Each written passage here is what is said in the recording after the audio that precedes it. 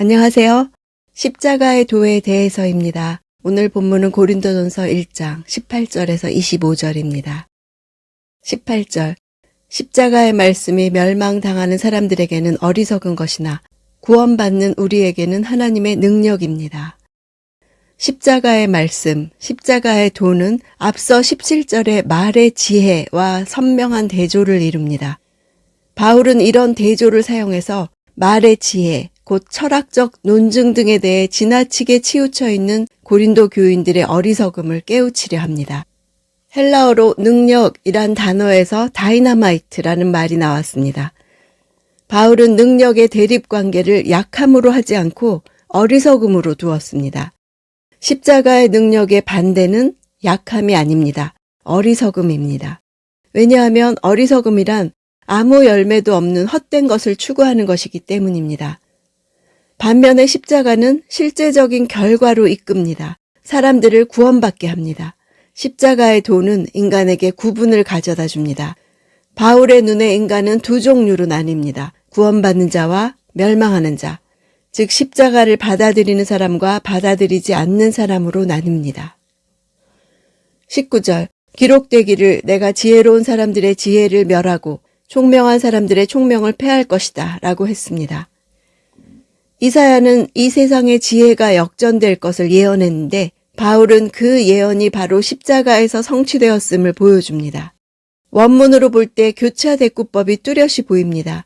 내가 멸하고 내가 패하리라를 아폴로, 아데테소 이렇게 아로 시작해서 오로 끝나게 운을 맞췄습니다. 멸하고 패하시는 하나님의 능력 앞에서 인간의 지혜와 총명은 아무런 효력을 내지 못합니다. 이 세상의 지혜는 하나님을 고려하지 않는 인본주의적인 지혜, 하나님을 거부하는 총명으로 멸망과 재난을 초래할 뿐입니다. 그러면서도 지혜로운 삶을 산다는 착각에 빠져 있습니다.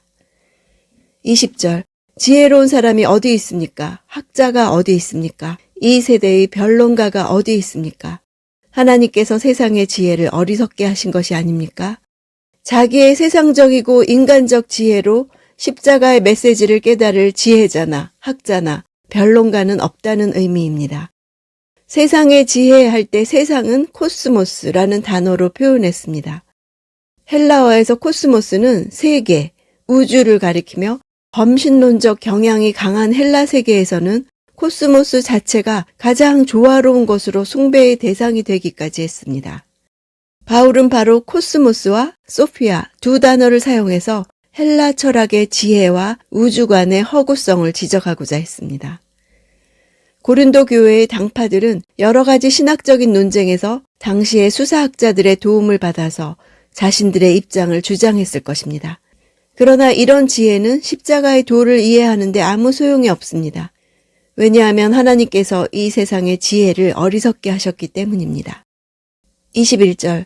하나님의 지혜에 있어서는 세상이 자신의 지혜를 통해 하나님을 알 수 없으므로 하나님께서는 어리석게 보이는 말씀 선포를 통해 믿는 사람들을 구원하시기를 기뻐하셨습니다. 사실 하나님의 지혜의 핵심인 십자가는 인간으로서는 도저히 예측할 수도 없었던 것입니다.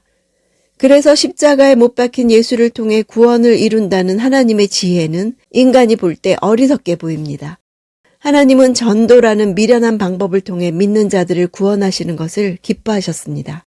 세상이 자신의 지혜로 하나님을 알지 못하는 반면 믿는 자들은 세상이 어리석게 여기는 십자가에 대한 믿음으로 구원받게 됩니다. 하나님의 어리석은 방법이 사람에게 믿음을 요청하는 것입니다. 22절.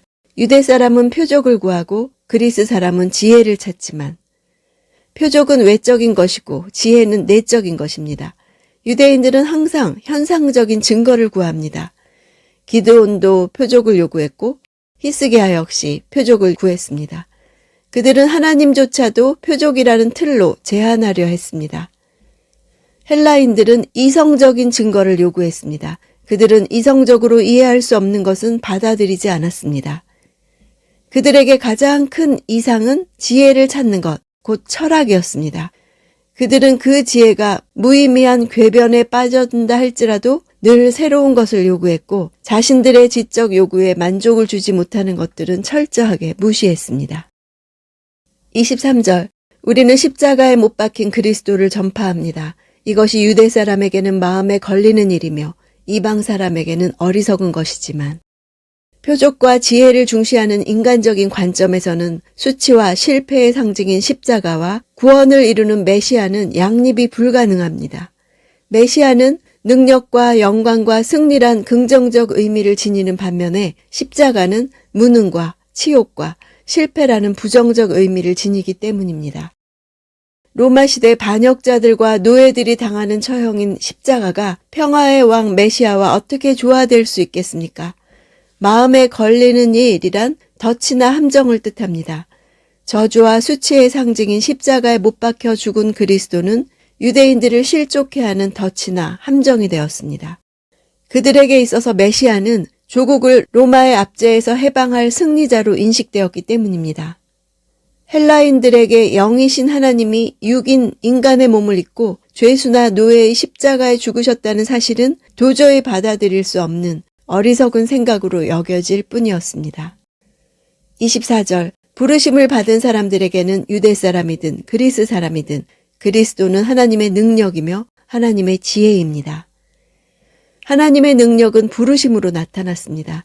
이 세상 지혜로 판단할 때 어리석은 것이요 걸림돌이 되는 십자가의 그리스도가 구원의 사건이라고 깨달을 수 있게 된 것은 우리 지혜로는 불가능한 것입니다. 그것은 오직 우리를 구원하시려고 먼저 작정하시고 우리를 믿음으로 부르셨기 때문에 가능한 것입니다. 25절. 하나님의 어리석음이 사람의 지혜보다 더 지혜롭고 하나님의 연약함이 사람보다 더 강하기 때문입니다. 모순처럼 보이는 그리스도의 십자가가 실상은 하나님의 가장 완벽한 지혜요, 탁월한 능력이었습니다. 십자가에 자기 아들을 내어주신 세상의 지혜로는 어리석은 것으로 판단되는 것이 인간의 최상의 지혜보다 더 지혜롭고 세상의 판단으로는 무능과 패배의 상징으로 보이는 그리스도의 십자가가 인간의 최고 힘보다 강합니다. 역설적으로 스스로 지혜 있다 자부하나 실제로 어리석으며 강하다고 자부하나 약한 인간의 면모를 보여주는 것입니다. 그러므로 이제 고린도 교인들에게 남은 과제는 그분의 지혜로움과 강함을 수용하고 구원을 받든지 아니면 자신들의 어리석은 판단에 의한 지혜로움과 강함을 고집하고 멸망하든지 선택하는 것입니다. 바울은 지적이며 문화적 분위기에 자부심을 지닌 이교도 도시 고린도에 들어와 나사렛 예수를 전할 때 사람들이 무슨 생각을 할지 알았습니다. 고린도 교인들이 착각한 것처럼 십자가는 결코 자신을 내세우기 위한 도구일 수 없습니다. 십자가에 달린 그리스도는 사람들이 생각할 때 가장 어리석은 메시지였고 지금도 그렇습니다. 바울은 고린도 교인들로 하여금 핵심을 깨닫게 합니다. 그리스도께서는 내가 나 자신을 위해 결코 할 수 없었던 일을 십자가 위에서 하신 것입니다. 그런 하나님의 능력 앞에 인간의 모든 능력은 약한 것이고 하나님의 지혜 앞에 인간의 모든 학식은 어리석은 것입니다. 바울은 하나님의 어리석음, 하나님의 약함이라고 반대로 말함으로써 오히려 그들의 정곡을 찌릅니다. 십자가의 그리스도께서 우리를 구원하신 사실은 1세기에도 진실이었듯 21세기에도 진실입니다. 그런데 오늘날 얼마나 많은 사람들이 바울의 시대처럼 하나같이 자신의 권력과 이름과 학식을 내세워 복음은 어리석다고 선언하고 있습니까?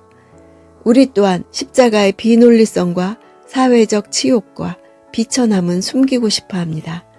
그러나 구원의 길은 이 길밖에 없습니다. 내 삶에서 오늘도 내가 죄인이기에 십자가가 필요했다는 복음이 선포되고 있습니까?